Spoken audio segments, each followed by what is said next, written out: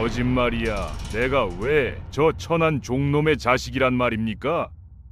양반가에서 비단 옷을 입고 평생을 아가씨라 불리며 살아온 연화는 비명을 지르듯 외쳤습니다. 상상도 하지 못했습니다. 그녀가 앉아있던 자리가 남의 삶을 훔쳐 진짜 주인을 짓밟고 얻는 자리였다는 것을. 그 운명은 지금으로부터 17년 전 어느 두 아이가 같은 날 태어난 그날 밤으로 거슬러 올라갑니다. 이야기의 문을 열기 전에 여러분의 구독과 좋아요로 응원해주세요. 여러분의 응원이 다음 이야기를 만들어갈 큰 힘이 됩니다. 그럼 시작하겠습니다. 옛날 옛적 조선시대 한양 외곽의 작은 마을에 김판서라는 양반이 살고 있었습니다. 기와지붕이 하늘을 찌를 듯 높았고 대문 앞에는 성물이 늠름히 서 있었지요. 곳간에는 쌀이 가득했고 행랑채며 사랑채며 안채가 질서정연하게 배치되어 있었습니다. 김판서는 조정에서도 이름난 관리였으나 한 가지 큰 근심이 있었습니다. 바로 슬아의 자식이 없다는 것이었지요. 영감, 하늘께 기도하면 언젠가는 자식을 점지해 주실 것입니다. 부인이 위로했으나 세월은 물처럼 흘러 어느덧 혼이 난 지 10년이 넘어가고 있었습니다. 김판서 부부는 절에 시주를 하고 굿을 하고 온갖 방법을 다 동원했습니다. 그러던 어느 날 마침내 부인의 태에 아이가 들어섰다는 소식이 들렸습니다. 나리 축하드립니다. 마님께 태기가 있으십니다. 의원의 말에 김판서는 하늘을 뚫을 듯 기뻤습니다. 온 집안이 들썩였고 하인들도 모두 기뻐했지요. 그 중에서도 가장 기뻐하는 척한 사람이 있었습니다. 바로 김판서의 수양 누이 화진이었습니다. 화진은 김판서 집안의 먼 친척으로 어려서 부모를 잃고 김판서 집에 들어와 자랐습니다. 김판서는 그녀를 친동생처럼 아꼈고 좋은 옷을 입히고 글도 가르쳤지요. 하지만 화진의 마음속 깊은 곳에는 검은 욕심이 자리 잡고 있었습니다. 내가 이 모든 것의 진짜 주인이었으면 이 집안의 재산이 모두 내 것이 되었으면 좋겠다. 화진은 밤낮으로 그 생각뿐이었습니다. 양오라버니 내외가 자신에게 베푸는 것은 성에 차지 않았습니다. 그런 화진에게는 아무도 모르는 비밀이 있었습니다. 그녀는 집안 머슴 석쇠와 몰래 정을 통하고 있었던 것입니다. 석쇠의 젊고 강한 육체에 눈독을 들인 화진은 남들의 눈을 피해 밤마다 몰래 만났고 화진은 덜컥 임신을 하게 되었습니다. 화진은 아이를 떼고자 하였으나 화진의 배는 점점 불러오기 시작했습니다. 이를 어찌하나. 이 일이 들통나면 나는 이 집에서 쫓겨날 것이고 재산도 물거품이 될 것이다. 화진은 12폭 치마로 배를 가리고 아픈 척하며 방에만 틀어박혀 지냈습니다. 아가씨, 몸이 많이 편찮으신가 봅니다. 의원을 불러올까요? 순애가 걱정스럽게 물었습니다. 순애는 착하고 성실한 여인으로 최근 낳은 아이를 잃었습니다. 그 사정을 딱하게 여긴 마님께서 아이를 낳으면 젖을 먹일 유모로 정해놓은 사람이었지요. 아니다. 의원은 필요 없어. 그냥 좀 쉬면 괜찮아질 거야. 화진은 황급히 거절했습니다. 만약 의원이 오면 자신의 임신이 들통날 것이 뻔했으니까요. 화진은 남몰래 아이를 낳은 후 내다버릴 생각이었습니다.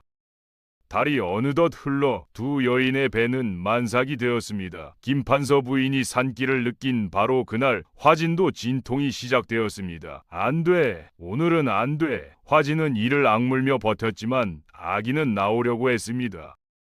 김판서는 부인을 안채에서 돌보고 있었고 온 집안이 그쪽으로 정신이 팔려 있었습니다. 화진은 그 틈을 타 몰래 뒷마당 창고로 기어갔습니다. 신음소리가 절로 나왔지만 화진은 이를 악물었습니다. 소리라도 내면 들킬 것이 뻔했으니까요. 땀이 비 오듯 흘러내렸고 온몸이 떨렸습니다. 창고 안은 어두웠고 냉기가 돌았습니다. 화진은 혼자서 아이를 낳았습니다. 더러운 천으로 입을 막고 소리를 죽이며 아이를 낳았지요. 다행히 아기는 건강하게 울음을 터뜨렸습니다. 딸이었습니다. 화진은 급히 아기의 이 입을 막았습니다. 조용히 해야 해. 화진은 아이를 어떻게 해야 할지 궁리하기 시작했습니다. 그렇게 몇 시간이 더 지났을까 안채에서도 아기 울음소리가 들렸습니다. 대감마님, 아가씨가 태어나셨습니다. 순애의 목소리가 들려왔습니다. 화진은 그 소리를 듣는 순간 계획을 변경했습니다. 같은 날 태어난 아이가 둘 다 딸이라니 이건 기회야. 화진은 피 묻은 속치마를 벗어 자신의 아기를 둘둘 감아 품에 안고 조용히 창고에서 나왔습니다. 온 식구들이 안채에 모여 있었고 뒷마당은 텅 비어 있었습니다. 화진은 아기를 싼 속치마를 마치 짐꾸러미인 양 품에 안고 비틀거리며 안채로 향했습니다. 방문 앞에는 여종이 자리를 지키고 앉아 졸고 있었습니다. 고개까지 뒤로 젖혀 약하게 코까지 골고 있는 여종을 뒤로 하고 화진은 재빨리 안방으로 들어갔습니다. 김판서는 옆방에서 의원과 진지한 이야기를 나누고 있었고 마님은 출산의 고통 속에서 깊은 잠에 빠져 있었습니다. 요람에는 비단 이불에 쌓인 갓 태어난 아기가 평온하게 누워 있었습니다. 화진은 숨을 고르며 주위를 살폈습니다. 아무도 그녀를 주목하지 않았습니다. 그녀는 자신의 아기를 비단 이불에 조심스럽게 놓았습니다. 아기 모두 건강했고 크기도 비슷했습니다. 화진은 김판서의 딸을 다시 속치마에 감싸 품에 안았습니다. 그녀의 눈빛은 결연했고 손끝은 떨리고 있었습니다. 모든 것이 순식간에 이루어졌습니다. 이제 시작이야. 내 딸이 양반집 아가씨가 되는 거야. 화진은 회심의 미소를 지으며 황급히 밖으로 나왔습니다. 밖으로 나온 화진은 훔친 아기를 어쩔까 고민하였습니다. 어차피 낳고 버릴 아이였으니 버리는 게 맞았습니다. 화진은 주위를 살피며 인적이 드문 곳으로 향했습니다. 뒷마당 담장 너머 사람들이 잘 다니지 않는 길가에 큰 나무가 있었습니다. 화진은 미련 없이 아기를 나무 밑에 내려놓았습니다. 속치마에 쌓인 아기는 작게 움직이며 가느다란 소리를 냈지만 화진은 뒤도 돌아보지 않고 자신의 방으로 도망치듯 들어가 버렸습니다. 인적이 드문 곳이고 담장 밖이라 아이는 곧 죽을 것이라 생각했습니다. 그 아이가 자신의 옆에서 함께 살게 될 줄 화진은 꿈에도 몰랐습니다. 한편 순애는 오늘 하루가 너무 힘들었습니다. 마님의 갓난아기 씨를 보자니 죽은 아들이 생각나 너무 힘든 하루였습니다. 행랑채로 돌아오는 길 어디선가 아기 울음소리가 들려왔습니다. 순애는 화들짝 놀라 주위를 둘러보았습니다. 소리는 담장 밖에서 들리는 것 같았습니다. 밖으로 나가 나무 밑 어둠 속을 살피던 순애는 화들짝 놀랐습니다. 에구머니, 이게 뭔가? 다가가 보니 더러운 천에 쌓인 아기가 있었습니다. 황급히 주위를 살폈지만 아무도 보이지 않았습니다. 순애는 조심스럽게 아기를 품에 안았습니다. 꼬질꼬질한 천에 쌓인 아기는 죽은 아들 대신 하늘이 그녀에게 내린 선물 같았습니다. 내가 잘 키우고 싶다. 날 있게 사정을 말하고 내가 거둘 수 있게 해달라고 부탁해야겠다. 다음 날 아침 김판서는 기쁨에 겨워 아기를 보러 갔습니다. 비단 이불에 쌓인 아기는 통통하고 건강해 보였습니다. 울음소리도 우렁찼지요. 이 아이가 우리 딸이구나.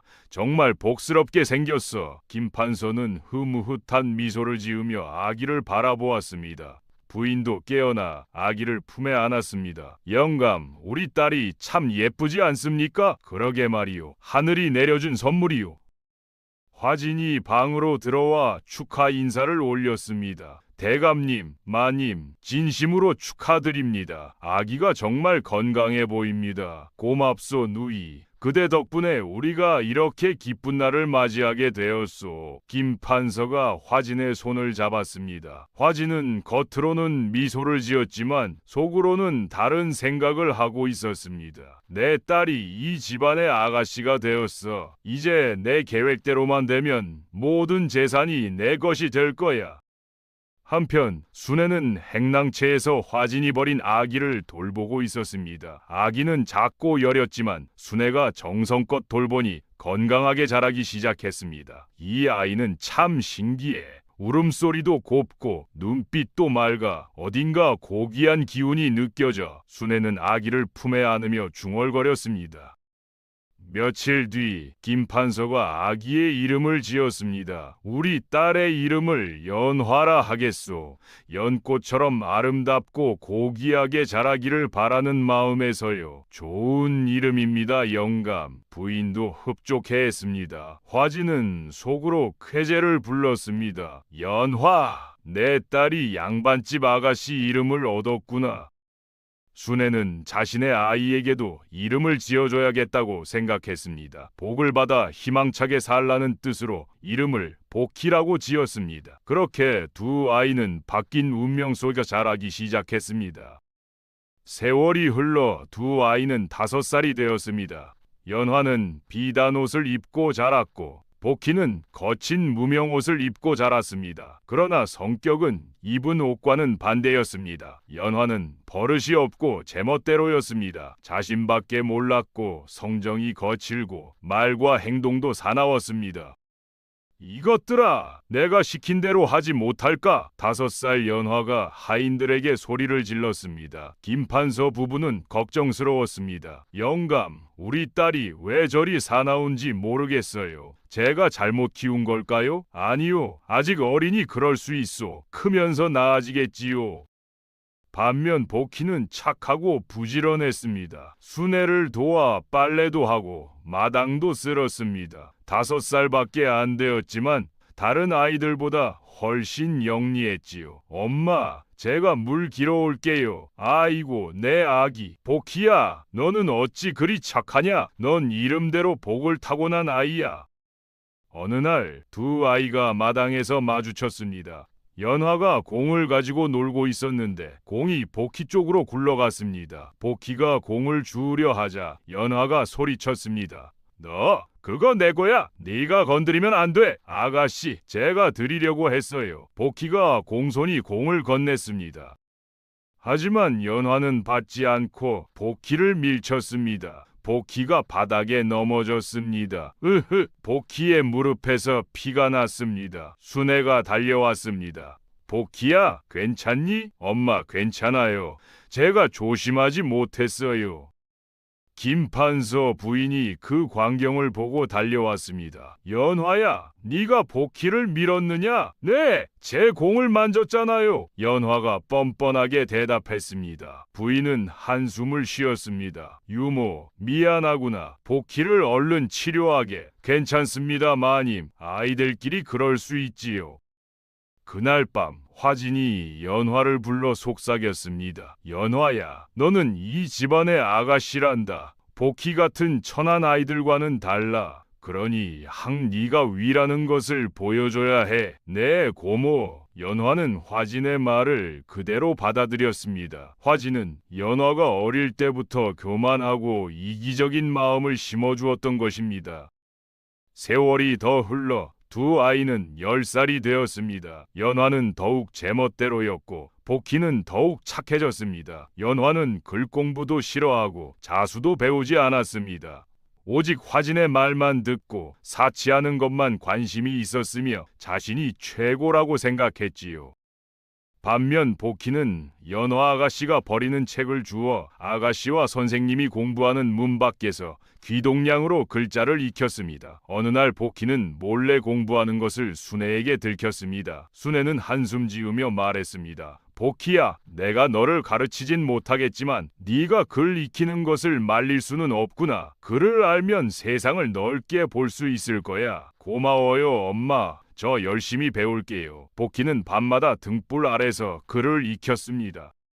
어느 날 김판서가 연화를 불러 글을 읽어보라 했습니다. 연화야, 천자문을 읽어보거라. 하지만 연화는 한 글자도 읽지 못했습니다. 아버지, 저는 글 같은 건 배우기 싫어요. 여자는 글을 몰라도 시집만 잘 가면 되지 않아요? 저는 외모를 가꾸고는 게 더 좋아요. 김판서는 실망했습니다. 이 아이가 어찌 이리 학문을 싫어하는지.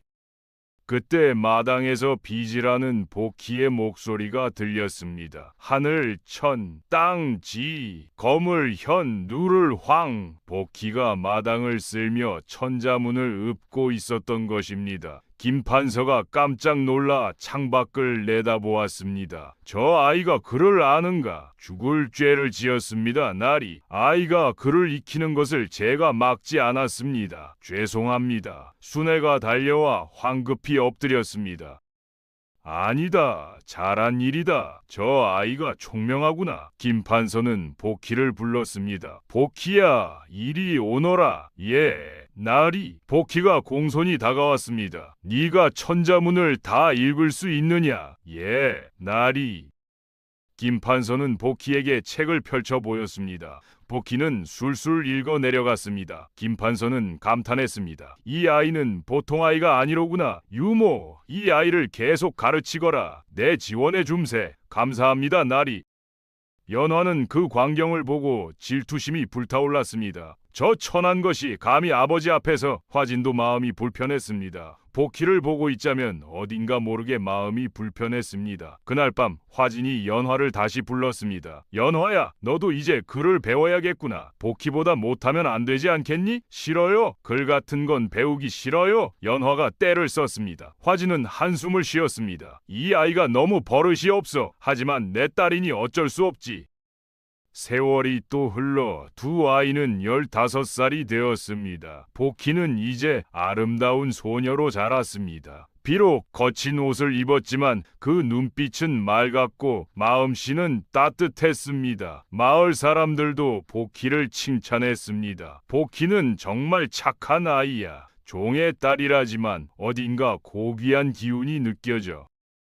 반면 연화는 교만하고 이기적인 아가씨로 자랐습니다. 하인들을 함부로 대하고 부모님 말씀도 듣지 않았지요. 김판서 부부는 걱정이 태산 같았습니다. 영감, 우리 딸이 왜 저리 버릇이 없는지 모르겠어요. 나도 모르겠소. 분명 잘 키웠는데.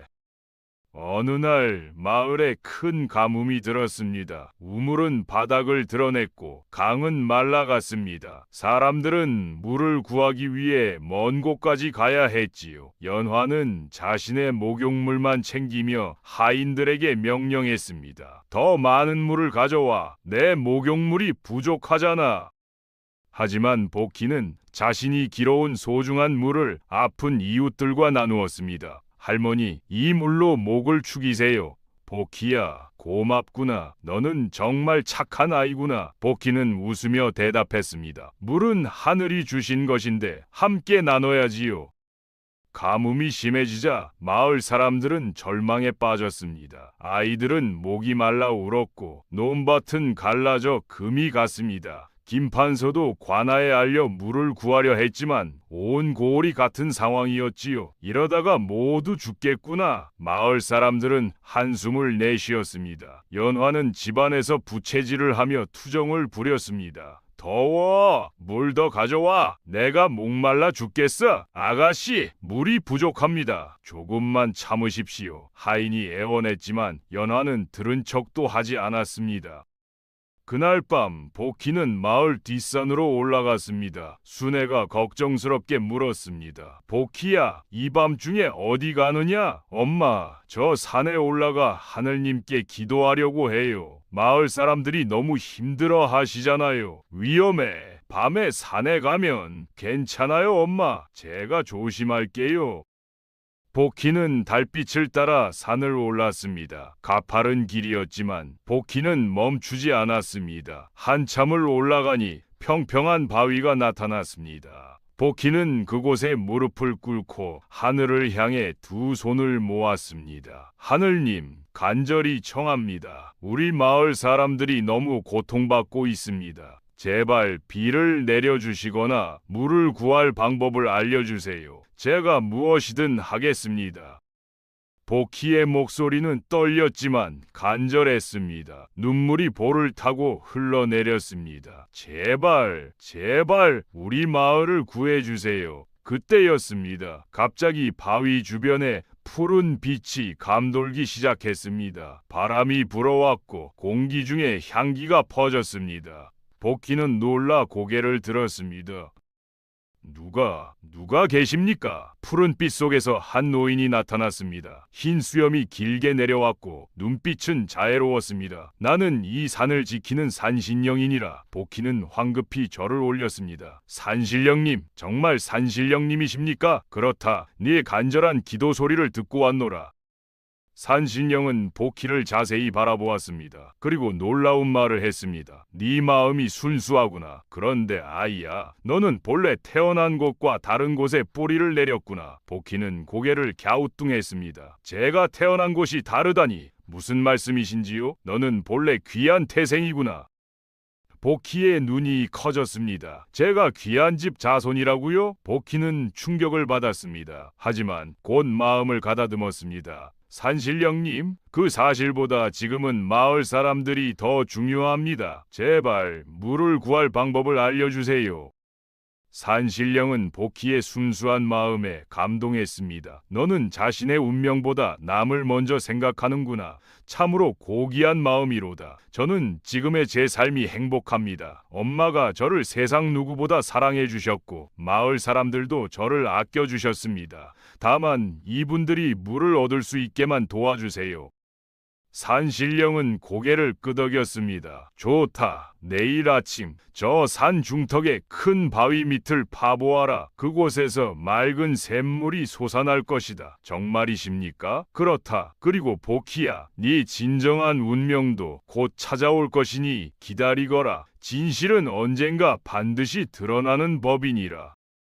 산신령은 그 말을 남기고 사라졌습니다. 복희는 꿈에서 깨어났습니다. 울다 잠이 든 것이었습니다. 그러나 그 꿈이 너무도 생생하여 다음 날 새벽 복희는 산 중턱으로 향했습니다. 수레와 마을 사람 몇 명이 함께 따라왔습니다. 복희야, 정말 여기에 물이 있다는 거냐? 예, 꿈을 꾸었습니다. 한시가 급하니 우선 가보려 합니다. 산신령이라니 정말 신기한 일이구나. 사람들은 반신반의하며 바위 밑을 파기 시작했습니다. 한참을 팠을 때 갑자기 땅속에서 물소리가 들렸습니다. 물이다, 물이야. 맑은 샘물이 솟아나기 시작했습니다. 차갑고 깨끗한 물이 콸콸 흘러나왔지요. 사람들은 환호성을 질렀습니다. 하늘이시여, 감사합니다. 마을 사람들이 몰려왔습니다. 모두들 샘물을 받아 마셨습니다. 이렇게 맛있는 물은 처음이야. 복희가 마을을 구했구나. 소식은 빠르게 퍼져나갔습니다. 김판서의 집에도 전해졌지요. 날이 뒷산에서 새로운 샘물이 솟아났다고 합니다. 복희가 산신령의 도움으로 찾아냈다고 합니다. 김판서는 깜짝 놀랐습니다. 정말이냐? 내가 직접 가봐야겠구나. 김판서는 부인과 함께 산으로 향했습니다. 연화와 화진도 따라왔지요. 샘물 주변에는 마을 사람들이 가득 모여 있었고 복희는 물을 나눠주고 있었습니다. 할머니, 천천히 드세요. 복희야, 고맙다. 네가 우리 생명의 은인이야. 김판서가 그 광경을 보았습니다. 복희가 사람들을 돌보는 모습에서 묘한 느낌을 받았습니다. 저 아이는 정말 특별하구나. 노비의 딸이라고 하기엔 뭔가 다른 기운이 느껴져. 김판서는 복희에게 다가갔습니다. 복희야, 네가 이 샘물을 찾아냈다지? 예, 날이 꿈에서 계시를 받았습니다. 정말 신기한 일이로구나. 김판서는 복희의 얼굴을 자세히 살펴보았습니다. 그 순간 복희의 왼쪽 귀 뒤에 작은 점이 보였습니다. 김판서의 가슴이 철렁 내려앉았습니다. 저 점은 우리 집안에만 나타나는 점이 아닌가. 그 점은 가끔씩 귀한 자손이 나올 때마다 김 가문의 자손들에게만 나타나는 특징이었지요. 복희야, 네 귀 뒤에 있는 저 점은 언제부터 있었느냐? 예? 이 점 말씀이십니까? 태어날 때부터 있었다고 어머니께서 말씀하셨습니다. 김판서는 순애를 불렀습니다. 유모, 복희의 그 점에 대해 아는 것이 있는가? 저도 잘 알지 못합니다. 그 말을 들으며 화진은 입술을 잘근잘근 깨물었습니다. 무언가 일이 이상하게 돌아가고 있었습니다. 그때였습니다. 샘터 뒤쪽에서 비틀거리며 한 남자가 나타났습니다. 머슴 석쇠였습니다. 그는 술에 취해 있었고 얼굴은 창백했습니다. 대감마님 드릴 말씀이 있습니다. 석쇠가 외쳤습니다. 화진의 얼굴이 하얗게 질렸습니다. 석쇠, 내 이놈 지금 뭐하는 것이냐? 제기랄. 나는 이제 못 견디겠소. 아씨가 내게 준다던 돈은 언제 줄 것이요? 게다가 매일 악몽에 시달리고 머리가 아파 죽을 것 같단 말입니다. 돈 받는 것보다 천벌을 받아 죽는 것이 빠를 것 같습니다. 석쇠는 김판서 앞에 무릎을 꿇었습니다. 대감마님, 죽을 죄를 지었습니다. 저는 끔찍한 비밀을 알고도 숨겨왔습니다. 네 이놈, 그 입 닥치거라. 화진이 소리쳤지만 이미 늦었습니다. 연화 아가씨는 제 딸입니다. 저와 화진 아씨는 정을 통했습니다. 석쇠의 목소리가 떨렸습니다. 그리고 화진 아씨가 제 아이를 임신했을 때 마침 마님께서도 아이를 가지셨지요. 주변 사람들이 술렁이기 시작했습니다. 김판서의 얼굴이 굳어졌습니다. 계속하거라. 화진 아씨는 마님과 같은 날 밤 창고에서 몰래 아이를 낳았습니다. 그리고 며칠 뒤 저를 찾아와 말했습니다. 석쇠는 눈물을 흘리기 시작했습니다. 우리 딸을 양반집 아가씨로 만들었다고, 두 아기를 바꿔치기 했다고 자랑스럽게 말했습니다. 화진은 그 자리에 주저앉았습니다. 저는 처음엔 놀라고 두려웠습니다. 하지만 이미 벌어진 일이었고 화진 아씨는 저만 입 다물고 있으면 제게 한 재산 떼어주겠다며 저를 꾀었습니다. 석쇠가 고개를 떨구었습니다. 그런데 얼마 전부터 저는 매일 밤 악몽에 시달렸습니다. 산신령님이 꿈에 나오셔서 매일 저를 꾸짖으십니다. 버려진 아기도 계속 울어댑니다. 정말 죽을 것 같습니다. 저 좀 살려주십시오. 아니야, 사실이 아닙니다. 네 이놈 대체 왜 거짓을 고하느냐? 나에게 무슨 원한이 있어 이런단 말이냐? 그때 순애가 말하였다. 대감마님, 복희가 제게 온 날이 연화 아가씨가 태어나셨던 날과 같습니다. 그때 아기가 쌓여있던 천을 제가 보관하고 있습니다. 그 천이 피 묻고 더러웠으나 문양이 예사롭지 않아 고이 보관하고 있었습니다. 그래? 그럼 당장 그것을 보러 가자. 김판서는 화진과 석쇠를 도망치지 못하게 잡아놓고 서둘러 집으로 내려왔습니다. 앞마당에 모두 모여섰습니다. 순애가 떨리는 손으로 오래된 천을 꺼내어 김판서에게 올렸습니다. 천은 세월의 발에 누렇게 변해 있었지만 은은한 비단 무늬와 독특한 자수 자락은 여전히 희미하게 남아 있었습니다. 김판서 부인은 단박에 그것을 알아보았습니다. 그 천은 오래전 김판서 부인이 독특한 자수를 놓아 화진에게 선물한 세상에 단 하나밖에 없는 것이었습니다. 침묵이 흘렀습니다. 그 침묵은 천둥 소리보다 더 무거웠습니다. 김판서 부인은 천을 떨리는 손으로 받아들었습니다. 그 섬세한 자수 하나하나가 그녀의 손끝에서 탄생했었습니다. 이것은 내가 직접 수놓아 네게 선물로 준 것이 아니냐? 세상에 단 하나뿐인 이 문양을 어찌 잊을 수 있을까? 김판서가 화진을 노려보았습니다. 네 이것을 어찌 설명하겠느냐? 네게 준 천이 어찌하여 복희를 감싸고 있었단 말이냐? 화진의 얼굴이 흑빛으로 변했습니다. 그건 제가 잃어버린 것을. 거짓말 마라. 김판서가 호통쳤습니다. 유모, 이 천이 어떤 상태로 아이를 감싸고 있었느냐? 순애가 떨리는 목소리로 대답했습니다. 피가 묻어 있었습니다. 여인이 출산할 때처럼 많은 양의 피가 묻어 있었습니다. 제가 빨기는 하였으나 자국을 다 지우지는 못하여 지금도 얼룩이 많이 보입니다. 이제 그만 실토하거라. 김판서의 목소리가 천둥처럼 울렸습니다. 화진은 더 이상 버틸 수 없었습니다. 모든 증거가 그녀를 향하고 있었고 도망칠 곳은 없었습니다. 죄송합니다. 모두 제가 한 짓입니다. 화진이 무릎을 꿇으며 외쳤습니다. 제가 두 아기를 바꿔치기 했습니다. 제 욕심에 눈이 멀어 대감님의 친딸을 버리고 제 딸을 양반집 아가씨로 만들었습니다. 용서하십시오. 그녀의 고백과 함께 17년간 숨겨졌던 진실이 마침내 세상에 드러났습니다. 처음부터 자세히 말하거라. 한마디도 빠짐없이 김판서의 목소리가 떨렸습니다. 화진은 모든 것을 고백했습니다. 자신이 머슴 석쇠와 정을 통했던 것, 임신을 숨기고 마님과 같은 날 창고에서 몰래 아이를 낳았던 것, 그리고 그날 밤 두 아기를 바꿔치기 하여 버린 것까지. 저는 이 집안의 재산을 차지하고 싶었습니다. 제 딸을 양반집 아가씨로 만들면 나중에 모든 것을 손에 넣을 수 있을 거라 생각했습니다. 화진의 고백에 사람들은 경악했습니다. 김판서 부인은 그 자리에 주저앉아 울기 시작했습니다. 하늘이시여, 내 딸을 잃어버렸구나. 김판서는 복희를 바라보았습니다. 복희는 모든 상황이 혼란스러워 그저 서 있을 뿐이었습니다. 그렇다면 복희가 우리 진짜 딸이란 말이요? 예, 그렇습니다.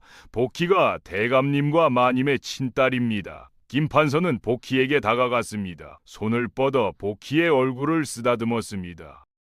내 딸, 네가 내 진짜 딸이구나. 김판서의 눈에서 눈물이 흘러내렸습니다. 부인도 달려와 복희를 껴안았습니다. 내 딸, 미안하다. 어미가 너를 알아보지 못했구나. 복희는 어리둥절했습니다. 갑자기 자신이 양반집 딸이라니 믿기지 않았습니다. 나리 마님, 저는...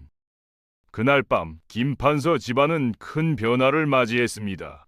복희는 안채로 옮겨졌고 비단 옷을 입게 되었습니다. 하지만 복희는 불편해했습니다. 나리, 저는 이런 옷이 익숙하지 않습니다. 복희야 한편 연화는 충격에 빠져 넋을 잃고 서 있었습니다. 아니야, 이건 거짓말이야. 내가 종놈의 딸이라니 말도 안 돼. 나는 아가씨야. 나는 양반집 딸이라고. 연화가 소리쳤습니다. 하지만 아무도 대꾸하지 않았습니다. 연화는 눈물을 흘리며 고개를 저었습니다. 싫어요. 나는 연화예요. 내가 이 집 아가씨라고요. 하지만 현실은 변하지 않았습니다. 김판서는 연화를 어떻게 해야 하는지 난감했습니다. 갑자기 친딸이 아니라 한들 키운 정이 있었습니다.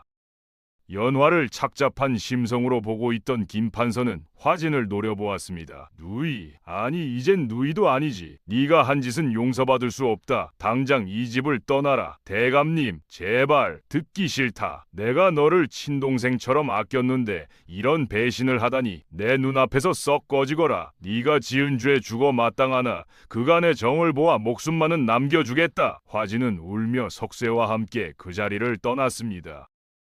떠나는 화진을 본 마을 사람들의 표정은 분노로 일그러졌습니다. 어린아이의 운명을 바꿔치고 온 마을을 속였으니 이건 하늘과 조상님을 능멸한 죄다. 저것들 때문에 가뭄이 들었던 거야. 저런 놈들은 두고 볼 수 없다. 천벌을 받아야 한다. 마을 사람들의 분노는 들불처럼 번졌고 끝내 화진과 석쇠는 마을 앞 넓은 마당에 끌려 나왔음니다. 무릎이 땅에 닿자마자 사방에서 뿌려지는 조롱과 돌멩이 그리고 저주 섞인 외침이 쏟아졌음니다. 날카로운 돌과 냉혹한 시선들이 화진과 석쇠의 온몸을 후벼 팠음니다. 피투성이가 된 그들에게 침을 뱉으며 마을 사람들이 떠나갔습니다. 해가 질 무렵 간신히 정신을 차린 그들은 비틀비틀 일어나 마을을 떠났습니다. 서로를 붙잡아 줄 마음도 다시 살아볼 기력도 남아있지 않았습니다. 그렇게 탐욕으로 시작된 두 사람의 인연은 마지막까지 서로를 원망하며 끝을 맺었습니다. 먼 훗날 그들이 객사했다는 소문이 풍문으로 들려왔습니다.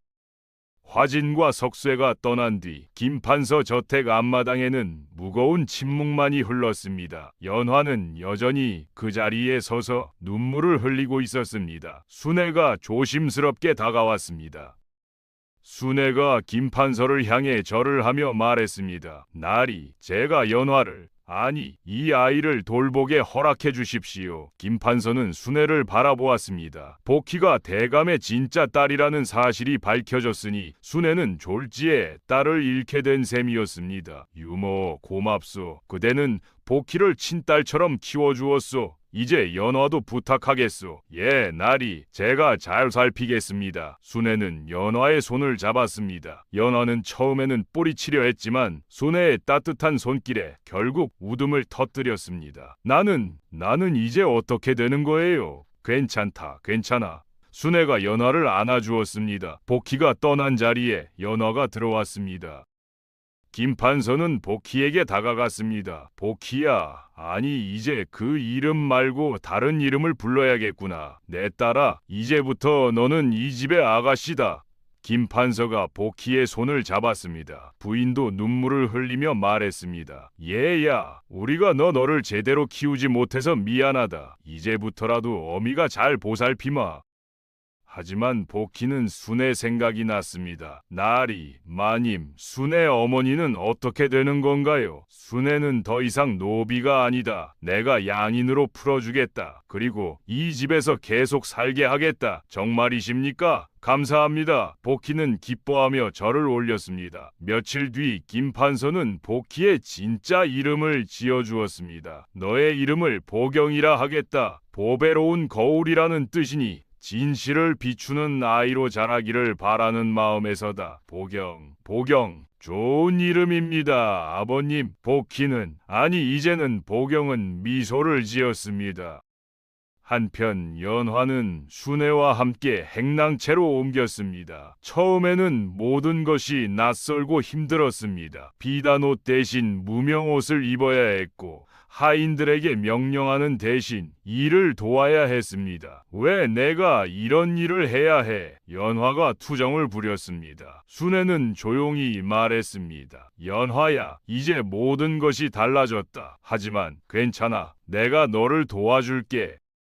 싫어요. 나는 아가씨였는데 이제는 노비의 딸이라니. 연화는 울며 방구석에 웅크렸습니다. 순애는 연화를 안아주었습니다. 울어라. 실컷 울어버려. 그리고 새로 시작하는 거야. 세월이 흐르자 연화는 조금씩 변하기 시작했습니다. 일을 배우고 사람들과 이야기하며 세상이 자기 중심으로 돌아가지 않는다는 것을 깨달았습니다. 어느 날 보경이 행랑채로 찾아왔습니다. 연화야, 뭐하러 오셨습니까? 저를 비웃으러 오셨습니까? 연화가 퉁명스럽게 말했습니다. 보경은 고개를 저었습니다. 아니다, 이걸 주러 왔단다. 보경은 곱게 싼 보따리를 내밀었습니다. 안에는 깨끗한 옷과 신발이 들어 있었습니다. 왜 이런 걸? 우리는 함께 자랐잖니. 비록 상황이 바뀌었지만 내 마음은 변하지 않았단다. 보경의 진심 어린 말에 연화의 눈에서 눈물이 흘러내렸습니다. 미안합니다. 제가 아가씨께 얼마나 못되게 굴었는데. 괜찮다. 이제 우리 다시 시작해보자꾸나. 두 사람은 서로를 껴안았습니다. 그날 이후 연화는 조금씩 마음을 열기 시작했습니다. 순애와 보경의 도움으로 일하는 법을 배우고 다른 사람을 배려하는 마음을 키워갔습니다. 교만했던 마음이 점점 겸손으로 바뀌어갔지요. 계절이 바뀌어 가을이 찾아왔습니다. 복희가 찾아낸 샘물 덕분에 마을은 가뭄을 이겨냈고 풍성한 수확을 거두었습니다. 마을 사람들은 보경을 진심으로 존경했고 김판서 집안에도 다시 평화가 찾아왔습니다. 보경은 양반집 아가씨가 되었지만 예전의 순수한 마음을 잃지 않았습니다. 여전히 마을 사람들을 찾아가 안부를 물었고 어려운 이들을 도왔습니다. 김판서와 부인은 그런 딸이 자랑스러웠습니다.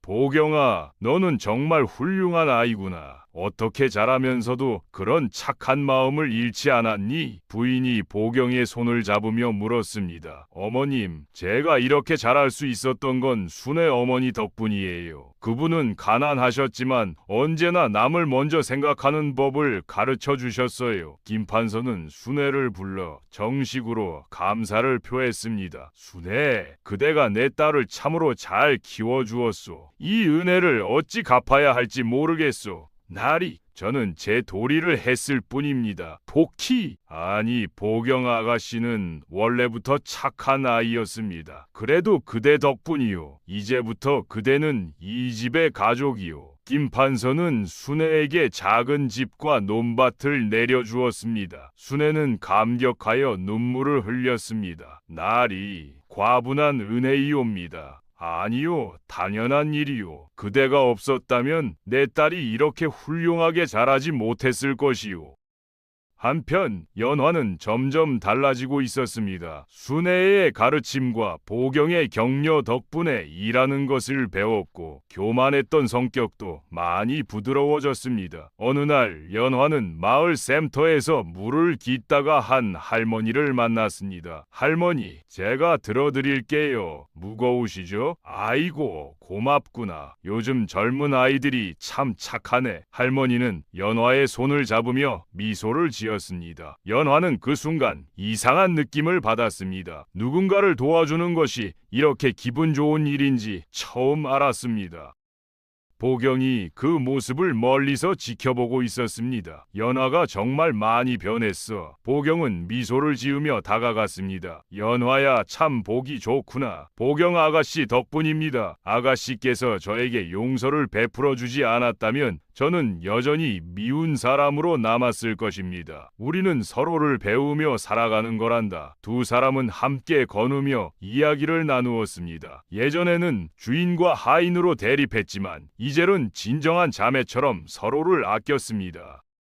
어느 날 저녁 김판서는 가족들을 모두 모아놓고 말했습니다. 오늘 나는 중요한 발표를 하려 한다. 모두가 김판서를 주목했습니다. 연화, 니게도 이 집안의 일원으로서 자격을 주려 한다. 연화는 깜짝 놀라 고개를 들었습니다. 나리, 그게 무슨 말씀이신지요? 비록 네가 내 친딸은 아니지만 이 집에서 자랐고 또한 지금은 훌륭하게 변하고 있다. 그러니 너도 이 집안의 딸로 인정하겠다. 연화는 믿을 수 없었습니다. 정말이신가요? 그렇다. 보경도 이를 원하고 있느니라. 보경이 연화의 손을 잡았습니다. 연화야, 우리 진짜 자매가 되었구나. 연화는 눈물을 흘리며 절을 올렸습니다. 나리, 마님, 정말 감사합니다. 이 은혜를 평생 잊지 않겠습니다. 김판서 부인도 연화를 껴안았습니다. 얘야, 이제부터 너도 내 딸이다. 함께 행복하게 살자꾸나. 그날 밤 보경은 다시 뒷산으로 올라갔습니다. 그날 밤 산신령께 기도했던 그 평평한 바위에 감사를 드리기 위해서였지요. 바위에 도착한 보경은 무릎을 꿇고 하늘을 향해 두 손을 모았습니다. 감사합니다. 제 기도를 들어주셔서 마을 사람들이 물을 얻었고 진실도 밝혀졌습니다. 달빛이 보경을 비추고 시원한 바람이 불어왔습니다. 보경은 깊은 숨을 들이마셨습니다. 산 아래로 보이는 마을의 불빛들이 따뜻하게 느껴졌습니다. 신분이 바뀌었지만 제 마음은 변하지 않을 거예요. 순애 어머니께서 가르쳐 주신 대로 남을 먼저 생각하고 겸손하게 살겠습니다. 보경은 마음속으로 다짐하며 산에서 내려왔습니다. 집에 도착하자 순애가 기다리고 있었습니다. 보경 아가씨, 늦으셨습니다. 걱정하고 있었답니다. 어머니, 미안해요. 산에 올라가 기도하고 왔어요. 어머니라니 당치도 않습니다. 순애가 보경을 꼭 안아주며 말했습니다. 어머니, 제가 아무리 양반집 딸이 되어도 어머니는 영원히 제 어머니예요. 어머니가 저를 키워주시고 사랑해주셨잖아요. 그 사랑이 저를 여기까지 오게 했어요. 순애는 눈물을 흘리며 보경을 더욱 꽉 껴안았습니다. 고맙습니다. 보경 아가씨. 이렇게 잘 자라줘서 정말 고맙습니다. 두 사람은 한참 동안 서로를 껴안고 있었습니다. 말은 필요 없었습니다. 서로의 따뜻함만으로도 충분했습니다. 세월이 흘러 마을에는 완전한 평화가 찾아왔습니다. 보경과 연화는 함께 마을 사람들을 도왔고 김판서 집안은 더욱 번성했습니다. 복희가 찾아낸 샘물은 복희샘이라 불리며 마을의 생명수가 되었고 사람들은 그 샘물을 마실 때마다 보경의 순수한 마음을 기억했습니다. 어느 날 보경과 연화가 함께 샘터에 앉아 있었습니다. 보경아, 가끔 생각해. 만약 그날 진실이 밝혀지지 않았다면 어땠을까? 그래도 괜찮았을 것 같아, 연하야. 나는 순애 어머니와 함께 행복했으니까. 넌 정말 대단해. 어떻게 그렇게 순수한 마음을 가질 수 있니? 연화, 너도 대단해. 그 많은 일을 겪고 마음을 고쳐먹는다는 것이 쉬운 일이 아니었을 텐데. 연화는 고개를 끄덕였습니다. 네 말이 맞아. 나도 이제야 진짜 행복이 뭔지 알 것 같아. 두 사람은 서로를 바라보며 미소를 지었습니다. 그날 저녁 김판서 집안 식구들이 모두 모여 저녁을 먹었습니다. 김판서와 부인 보경과 연화 그리고 순애까지. 자, 모두 모이니 정말 좋구나. 오늘은 우리 가족이 다 함께 모인 뜻깊은 날이니라. 김판서가 말했습니다. 아버님, 감사합니다. 저희에게 이런 행복을 주셔서요. 보경이 절을 올렸습니다. 나야말로 감사하다. 네가 있어서 이 집안이 진정한 가족이 되었구나. 모두가 웃으며 식사를 시작했습니다. 창밖으로 보이는 하늘에는 별들이 반짝였고 따뜻한 바람이 불어왔습니다. 그날 밤 보경은 창가에 서서 별을 바라보았습니다. 산신령님, 저는 정말 행복합니다. 가족도 있고 사랑하는 사람들도 있고 이렇게 평화로운 마을에서 살 수 있어서요. 감사합니다. 보경의 기도는 하늘로 올라갔고 저 멀리 뒷산에서 푸른 빛이 한번 반짝였습니다. 그리하여 복희는 보경이 되었고 연화는 새로운 사람으로 다시 태어났으며 모든 이들이 행복하게 살았습니다. 진실이 밝혀지면서 아픔도 있었지만 그 아픔은 결국 더 큰 사랑과 이해로 바뀌었습니다. 신부는 바뀔 수 있지만 진정으로 중요한 것은 마음이라는 교훈을 남기며 이 이야기는 행복한 결말을 맞이했습니다. 오늘 이야기가 마음에 드셨다면 구독과 좋아요를 꾹 눌러주세요. 다음에도 재미있는 이야기로 돌아오겠습니다.